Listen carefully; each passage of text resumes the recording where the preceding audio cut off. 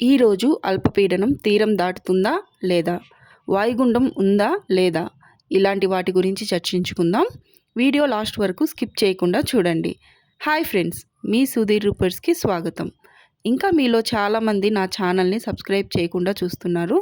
వెంటనే వెళ్ళి సబ్స్క్రైబ్ చేయండి.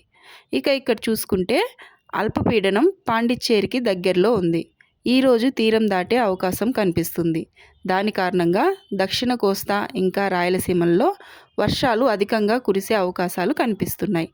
ఇక్కడ శాటిలైట్ మ్యాప్ చూసుకున్నట్లయితే దట్టమైన మేఘాలు నెల్లూరు, రాయలసీమ ప్రాంతాల్లో అలుముకొని ఉన్నాయి.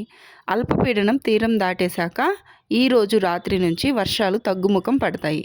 ఇంకా ఈ నెల 25వ తారీఖున మధ్య బంగాళాఖాతంలో అల్పపీడనం ఏర్పడే అవకాశాలు కనిపిస్తున్నాయి.